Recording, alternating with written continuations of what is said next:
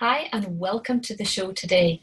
I'm going to be talking about boundaries. Boundaries play a huge part in all of our lives, whether we're a parent, a grandparent, a single person, no children, children, they play a part for everybody and a really strong part, huge part.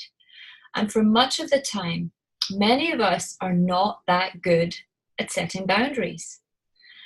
So I want to discuss this and help you see that perhaps in areas you're struggling, many of the struggles could be less if you became better with your boundaries.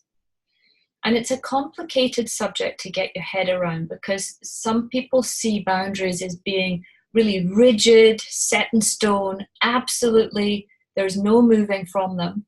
And there are times where you need this approach to a boundary. You know, when it comes to your child's safety, your boundaries have to be absolutely set in stone. There's no wavering. If you've got your child near open water, they can't run around free if they can't swim.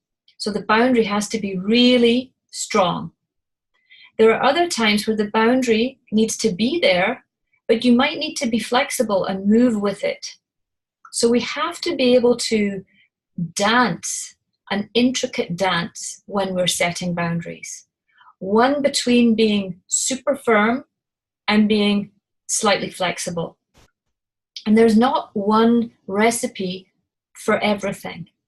And understanding the intricacies is really, really helpful for when you are working with your child and having to set a boundary. I read a staggering letter that a mum had written to her 13-year-old son. It was not a nice letter. I was shocked. I was horrified. And she'd posted it on Pinterest. And she'd written to him, he was 13, and she'd written to him to say that basically if he wanted to treat the house like a hotel and treat her like a slave, then he was going to have to pay for the services. So she wrote him a letter saying that from now on he would be paying rent, and the rent was not 10 cents. The rent was, I think it was a couple of $100. His electricity was, X. The internet was Y. And she really shamed him in this letter. And she said if he continued to not pick up after himself, on top of the rent, she would charge him a maid fee to do it for him at $30 a day. Looking beneath this, the reason this situation will have got to how it has got will be through her not being good with the boundaries she's been setting with him. The patterns that we create and the patterns that exist in our homes are co-created by all of us. Those patterns were not just created by this child. He was allowed. The whole situation got to what it had got to. And it didn't need to get to that point. If there'd been more boundaries earlier on, they might not be in this situation now. And I will bet, absolutely, hand on heart, that the boundaries in that home will not have been particularly great.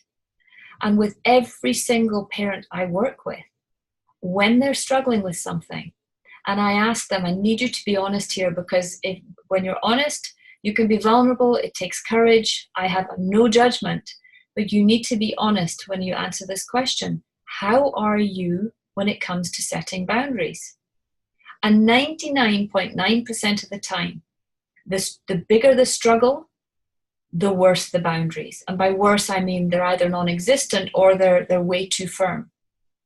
So we have to get this boundary piece right. And in the course that I am going to launch with my friend and colleague Erin Taylor, a parenting course that we're launching in the new year called The Chaos Cure, one of the modules is dedicated to setting boundaries because it is so, so important. Many of my friends actually say to me, they've commented to me, you're good with your boundaries. How are you good with your boundaries? And it takes work to be good with boundaries. You know, there's sometimes I set boundaries with my kids and I know they're not going to like it, but I'm not setting them so that they will like me or like it.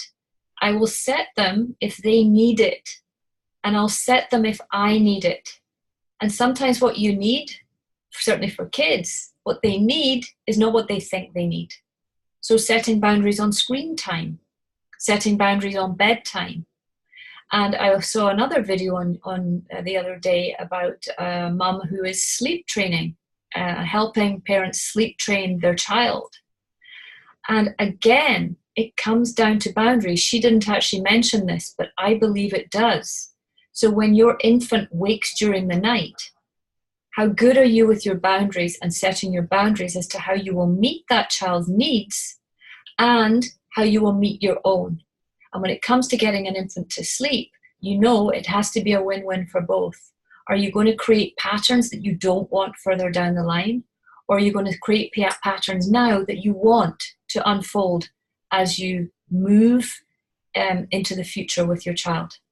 So if you need any help with boundaries, do give me a shout. I've got lots of blog posts written on them. They are super important. And if you struggle with a child being disrespectful, I will put money on the table that perhaps you can start working on boundaries and getting better at the dance and getting better at setting them and holding the limits. Thanks so much for watching. Bye for now.